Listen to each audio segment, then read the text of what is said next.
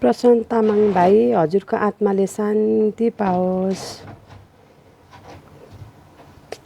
यो फोटो चाहिँ भाइ हङकङ आउनुभएको थियो इन्डियन आइडल जित्ने बित्तिकै है, त्यतिखेर चाहिँ भाइसँग खिचेको फोटो।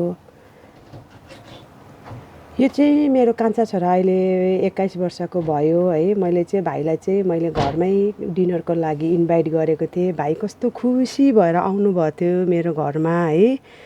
कस्तो मिठो मिठो कुराहरू भएको थियो भाइसँग त्यतिखेर है। भाइ कस्तो मम्मीको पनि क्रेजी हुनुहुँदो रहेछ, कति मम्मीको कुराहरू गर्नुहुन्थ्यो भाइले मसँग। फेरि पनि भाइ हजुरको आत्माले शान्ति पाओस्। यो चाहिँ मेरो श्रीमानसँग खिच्नुभएको भाइले फोटो।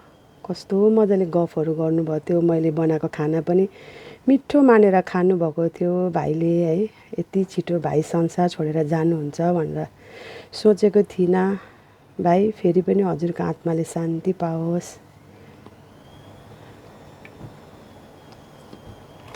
यस्तो भन्दा पनि कस्तो मनै भक्कानेर आयो।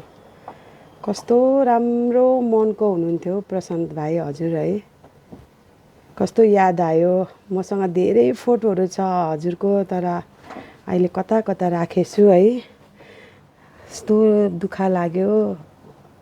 फेरि पनि अब हामी त के भन्न सक्छु र है। हजुरको आत्माले शान्ति पाओस् भाइ।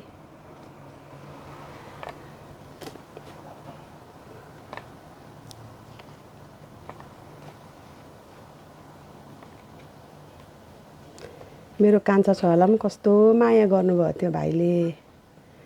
भाइलाई कस्तो बेबीहरू कति मन पर्दोरहेछ। मेरो छोरालाई त छोड्नु नै भएन। खाना खानु बस्दा पनि छेउमै राखेर खानाहरू खानुहुन्थ्यो। अनि कस्तो मजाले गफहरू गर्नुहुन्थ्यो। आज कस्तो याद आयो भन्दा पनि कस्तो मन ढुकढुक ढुकढुक ढुक भएर मेरो मन काम्दैछ है। फेरि पनि भाइ हजुरको आत्माले शान्ति पाओस्।